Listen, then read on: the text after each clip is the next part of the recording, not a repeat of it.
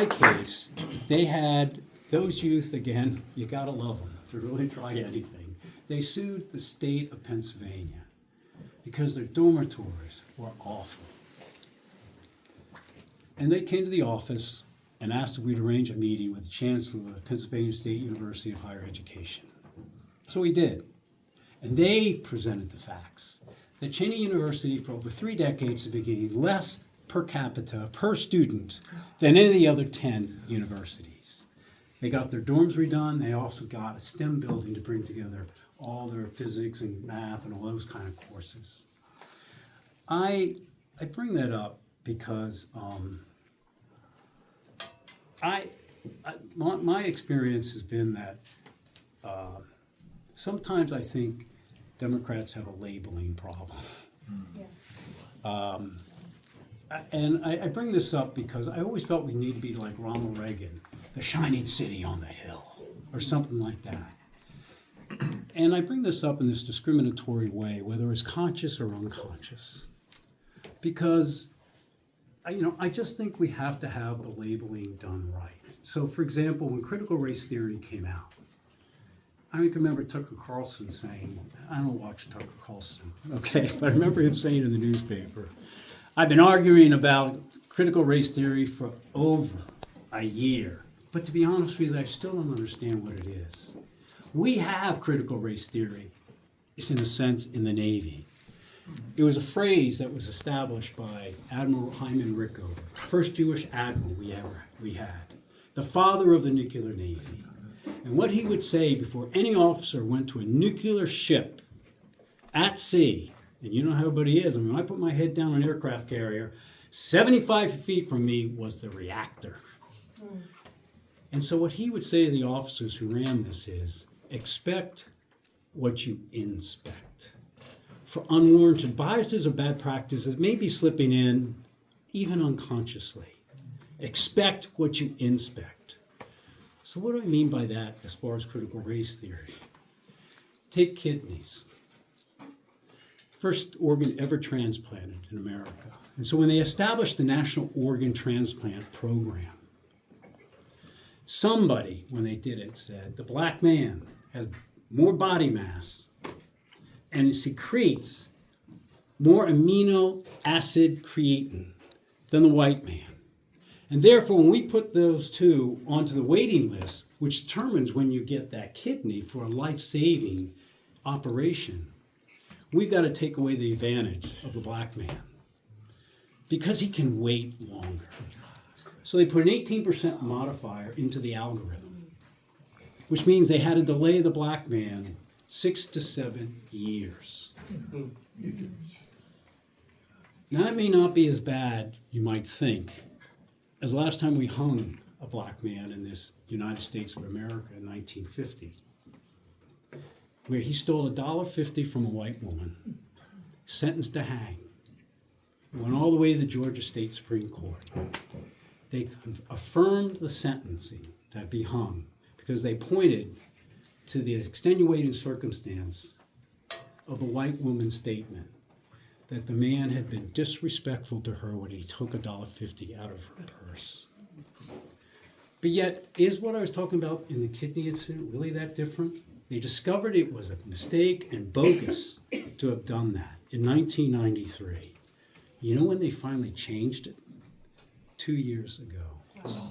How many men did we execute who were black?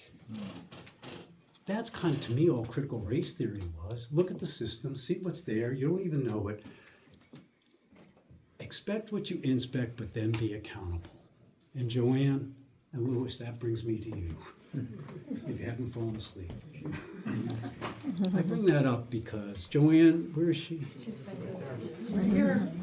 You're like my daughter when I used to speak. She used to just go. Is that you have accountability written all over you. Closing slush funds, Thank you. setting up a hotline for fraud, redoing the controller's office. But my favorite is how you and your compatriots took that private county jail, and took it out of private hands and put it under the county. Why? I mean, I could say you're like a mom, you know? I am. It's like, doing all the work as a mom, nobody notices until you stop doing it. Thank the Lord, you're gonna continue on doing it on the county council. That said, there's another mom I'd like to tell you about. African-American mom who came into our office during that meltdown of the recession. Her son had died in that jail. Under circumstances nobody could have. And at the time, some of you remember Charlie Sexton? The first call I made the morning after I won. I knew he was Marine Corps. I called him up. I said, "Hey, Charlie, this is Joe Sesta." And he said, "What the F do you want?" That isn't being recorded, is it? I love Charlie. I still talk to him about every 3 months, call him up, see how his thing is. But if I really needed to, the Republicans as well as, not only Dems, the Republicans lived here, but I needed an end. But even on this one, we couldn't break it. We couldn't get information.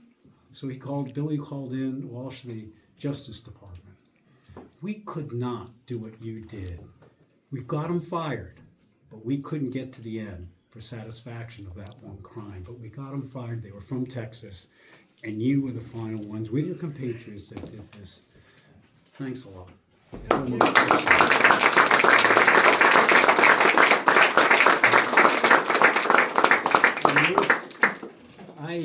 With your background in business, can I keep going? Yeah. With your background in Don't stop now.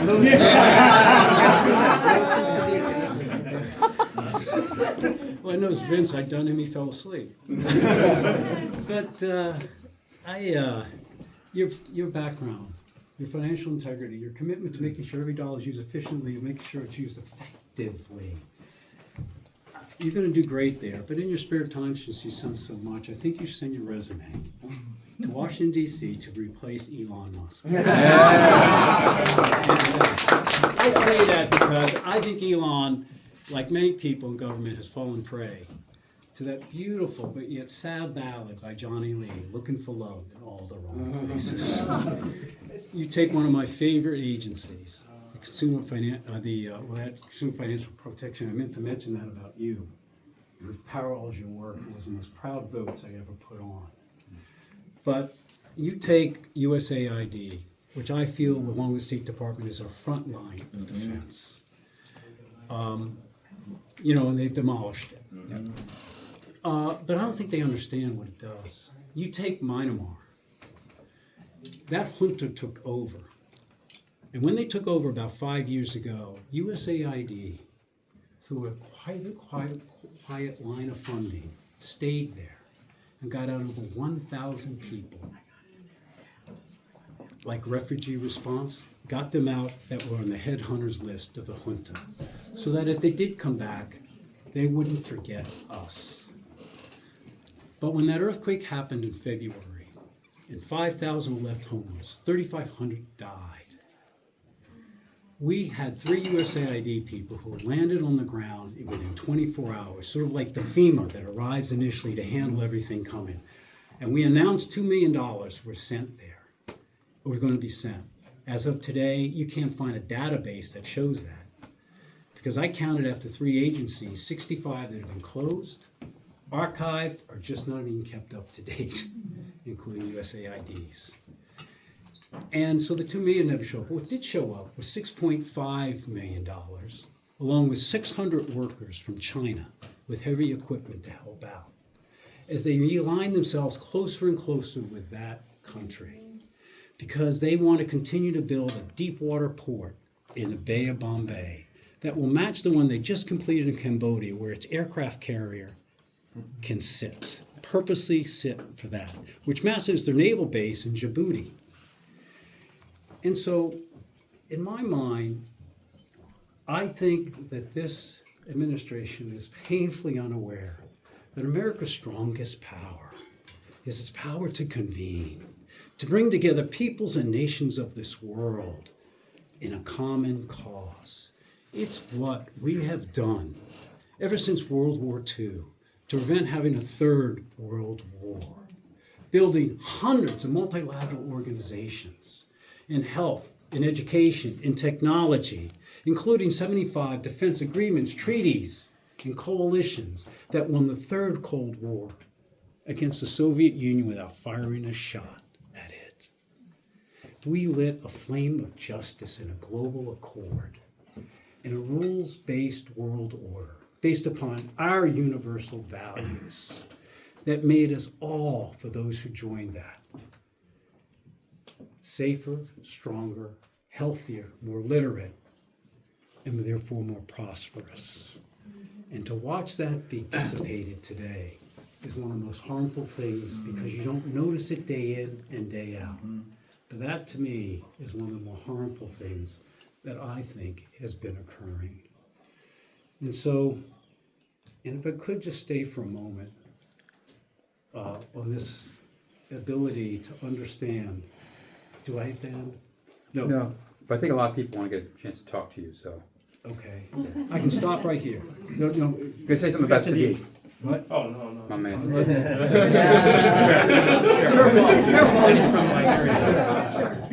you want me to go to him or Richard? Oh, well, Richard, Richard. Where's Richard? So let me jump to, Yeah. Richard, do you mind? Say something, he's gonna say something nice about you, you mind? No. Do you mind just very quickly, then just Sadiq, I just want to say that, thank God we're going to have somebody who's represented the working man all the time in Right. city council. And I say that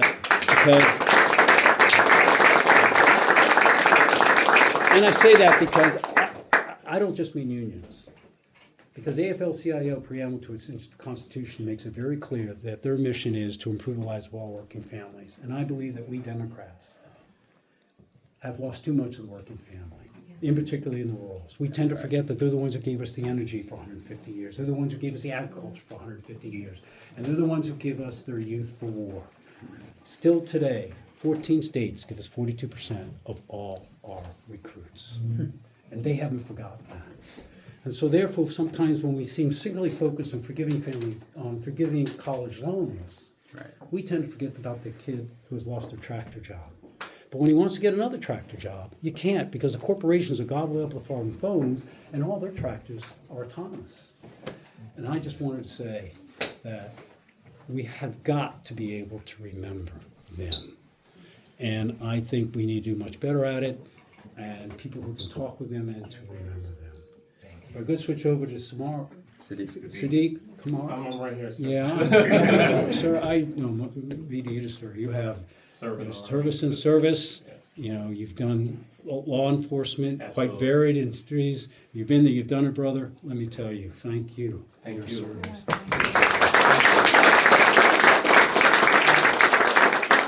And I say that because the greatest thing about being a congressman Yes, is sir. you can invite yourself anywhere. Absolutely. So I called up Mike Chitwood, head of Upper Darby Police, said, I want to ride with the Upper Darby Police during the mid-wash. So 1 o'clock in the morning, there we are. There you go. And I'm driving along. And all of a sudden, this drunk guy's going back and forth. He pulls into this parking lot after the siren goes off. And all of a sudden, he starts getting out of his car. And the guy was ready, police officer. Sir, stay in your car. And the guy gets out, and he's a humongous guy. He starts turning around like this. Stay in your car. And my hair's going up on the back of my neck. I've had it happen twice to me. Once in an F-14 in the back seat where I was pretending I was going to be Goose. And all of a sudden, we're 150 feet over the desert, he turns upside down. I said, you want to do that again? I said, no. No, I said, yes. I have. And the other time I was in Iraq, beginning of the war. And I didn't do anything extraordinary. I just had to do some SEALs for 2 quick missions. And we had to cross this field that we didn't know had been cleared, but we knew there had mines there once. And my daughter had been only born 5 months earlier. And all I could think about is, Lord, just get me out of here. But I didn't go up as much as that night I saw that police officer do that. But ratchet ahead to a 3-leg squirrel. When I walked across New Hampshire, it was easy to do because I didn't have Schumer calling me. Was that and I meant that with respect. I just don't think someone from a boy from Brooklyn could tell someone how to run a campaign in Pennsylvania. But I went to a mental hospital, a mental facility. And in one room they had as large as this wall, covered with unit badges of people who were in the armed services. He took me to another room and there was as many badges for law enforcement, first responders. PSTD is not discriminatory. It's against black, and you know what I'm talking about. So I want to say thanks. Thank you very much. So as I am, because Jack's on my butt, is Jack, we're too close, right? Now you see why I never made it. But as I close, I want to say this, if I could. One of the neatest phone calls I ever got, and I used to get on my business card, I always had my cell phone. I don't think people knew it was my cell, because I had business phone and cell under it. But I used to go to Grady Ford Maximum Security Prison, which is now Phoenix, I understand. Every Veterans Day. It's been about 2-3 hours up there with the vets there. And I'm out there running for president. And the phone rings. Because the inmates did call me. And I'm out there, and the voice comes on. I'll never forget his voice. And he said, "Hey, Joe, the guys have heard you're running for president. They want you to know we're going to organize Philadelphia for you." I had no doubt they would have if I could have gotten to Pennsylvania. That said, what that phone call showed to me is that the same thing that mom showed who lost her son in county jail, the same thing, at least in my mind, that those Cheney University's students showed when they said we have disgraceful dormitory rooms, which are their homes. And the same thing those 85-year-old couple showed that were losing their home. That the unique thing we have in America still today, I would argue, is a political construct that gives people a sense of possibility. That a belief something can be done, a feeling that something can still be accomplished, but all they need is someone to answer their interest. And I say that because I believe, and I just hope this time it isn't another false prophet, because I believe that's the story of America, its endurance. It's of leaders who arose at such a time like this that kept the United States of America united. George Washington, that would cloak himself in his cloak around him, and would actually literally lay on the ground alongside his troops on the most frigid Valley Forge days, when he created the first medal in the United States Army, American Army, I should say back then. He said only an enlisted man could earn it, because he wanted to show the way to the top was open to everyone. And when he became president, he rode to the Deep South because they were opposed to Alexander Hamilton's bill. And if he hadn't taken the time to try to understand their interest, and at least through his character and listening to them, if he hadn't done that, Hamilton never would have starred on Broadway. And you take President, you take Lincoln of the squiggly legs. He forgave hundreds of squiggly legs, but his character was such, and people knew, somehow he let people know him, that when Robert E. Lee's son was captured, and he was fearful his son would be hung by the Union troops in their anger about what was happening in the war, he went to Jefferson Davis and asked him to call Lincoln and say, "Please ask Lincoln to save my son." And all Jefferson Davis said was, "There's no need." Lincoln would never do that. A man who actually received a letter from a 12-year-old girl who recommended that he grow a beard, and so he did. And went to meet her on the train to his inauguration. And finally, Franklin Delano Roosevelt, as I really do wrap with a few more, 2-3 more things. And I dropped 45 minutes of this. And is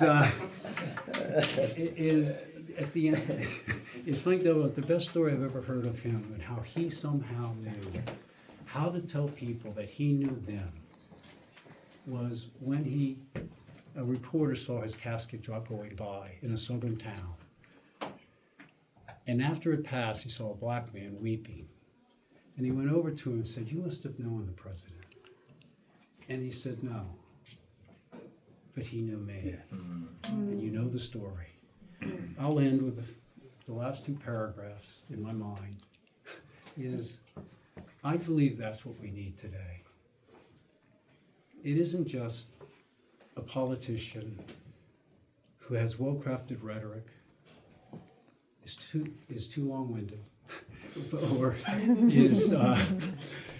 or knows policy. It is someone who can actually somehow let all people know that he or she knows them. And that he or she will actually talk to them with their interest, even when they disagree. Just like George Washington went to the Deep South when he was sick and ill, to actually show through his character and through his understanding that he needed to listen, that he saved the United States of America at its first major crisis, much like we have to do today. And to show you that my little politician actually knew me. After I lost my first Senate race, she went with me to each of the, not each, but a lot of these 67 counties to say thank you, particularly if we go by Hershey Park. And I'm standing there and I'm saying, thank you everybody to it. And somebody said, what do you intend to do now? And I said, I don't know. Perhaps I'll be a Walmart greeter. And she says, oh no, Daddy. Nobody will ever get into Walmart.